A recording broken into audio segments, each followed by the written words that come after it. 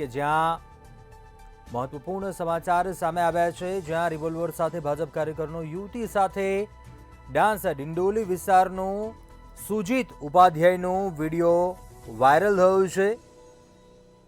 નેતા ભાન ભૂલ્યા અને લોકો શરમમાં મુકાયા હતા। રિવોલ્વર સાથે ભાજપ કાર્યકરનું યુવતી સાથેનું ડાન્સ કરતા હોવાનો આ વિડીયો છે તે સામે આવ્યો છે।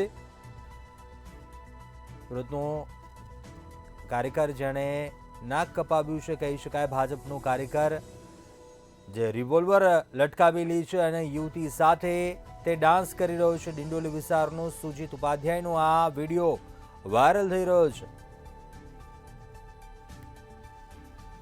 વધુ વિગતો મેળવીએ સંવાદદાતા રાબિયા પાસેથી। રાબિયા, ભાજપ કાર્યકરનો જે વિડીયો સામે આવ્યો છે, ક્યારનો છે આ વિડીયો? શું છે આ વિડીયોને લઈને તથ્ય? શું વિગતો જાણવા મળી છે?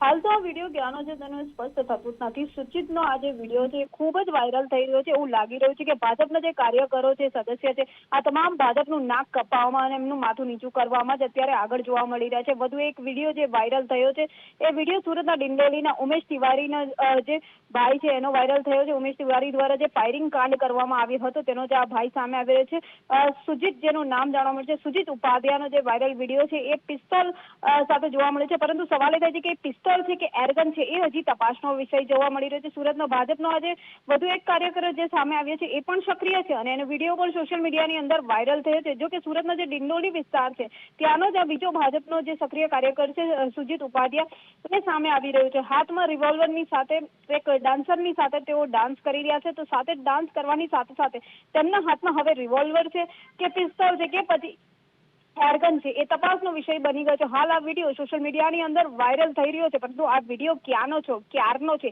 આ તદ્દન જે છે હજી સ્પષ્ટ થયું નથી। જો કે સુજીત ઉપાધ્યાય સુરતના શિક્ષણ સમિતિના સભ્ય શુભમ ઉપાધ્યાયનો પણ ક્યાંક સગો જોવા મળી રહ્યો છે। અગાઉ બર્થડે પાર્ટીનો પણ સુજીત ઉપાધ્યાયનો જે વિડીયો છે એ પણ વાયરલ થયો, તો જ્યાં દિંડોલી પોલીસ સ્ટેશનના અંદર જે પીઆઈ આરજે ચુડાસમા છે તેને કેક ખવડાવી રહ્યા હોવાનો પણ વિડીયો જે છે વાયરલ થયો હતો। ત્યારે હાલ સુરતના અંદર ભાજપના એક બાદ એક સક્રિય જે કાર્યકર્તાઓ છે તેમના વિવાદિત જે વિડીયો છે, ભાજપનું નાક કપાવવાના જે કામ છે એ તમામ દ્વારા અત્યારે કરવામાં આવી રહ્યા છે।